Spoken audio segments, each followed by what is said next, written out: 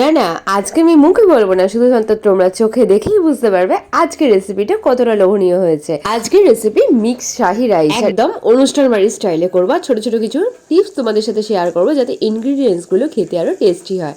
তাহলে চলো শুরু করি। ওয়েলকাম টু গেটিকি রান্নাবাটি। ফুলকপি, বিনস, গাজর সামান্য নুন দিয়ে ভেজে নিয়েছি, আর তারপর দিয়েছি ক্যাপসিকাম। সমস্তটা ভাজা হলে লাস্টে শাহি গরম মশলা ছড়িয়ে নামিয়ে রাখবো। আর ততক্ষণে পনির, চিংড়ি মাছ আর চিকেনটাকে ম্যারিনেট করে নিই।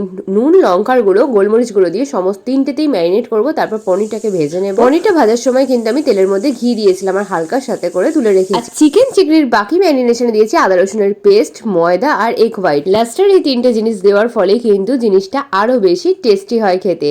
এরপর ওই ম্যারিনেশনটা হয়ে গেলে তার আগে আমি ডিম ভেজে নিচ্ছি সামান্য নুন ছিটিয়ে দিয়ে। হাফ টিস্পুন ময়দা আর সামান্য একটু দুধ দিয়ে ফেটিয়ে নিয়ে ভাজলে এটা আরো ফ্লফি হয়। আমি একটু তাড়াহুড়ো করে করেছিলাম তাই এটা করতে পারিনি। তোমরা যদি এটা করো দেখবে ডিমটা খেতে আরো টেস্টি হবে। তো এদিকে একে একে চিংড়ি মাছ আর চিকেনটা ভেজে তুলে রাখবো। একটু নাড়াচাড়া করে আমি কিন্তু এই দুটো চাপা দিয়ে করেছিলাম। এইভাবে করলে জিনিসটা খুব সফট হয়। এরপর ওই তেলের মধ্যে, আর তেল যদি না থাকে ওর মধ্যে সামান্য ঘি দিয়ে দেবে। একটু আদা আর এলাচ থেতো করে দিয়েছি। এলাচটা আমি ভাত করার সময় ভাতের মধ্যে দিয়েছিলাম। কিছুটা পোর্শন এলাচের সুগন্ধ ভাতের মধ্যে ঢুকে গেছে, তখন এলাচটাকে কিন্তু আমি তুলে রেখেছিলাম আর ওটাই থেতো করে একটু দিয়ে দিয়েছি।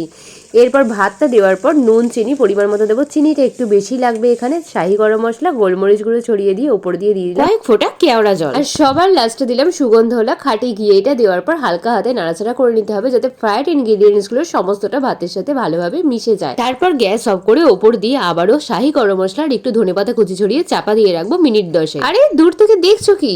বাড়িয়ে দিলাম তো, খেয়ে বলো কেমন লাগলো। চলো টাটা।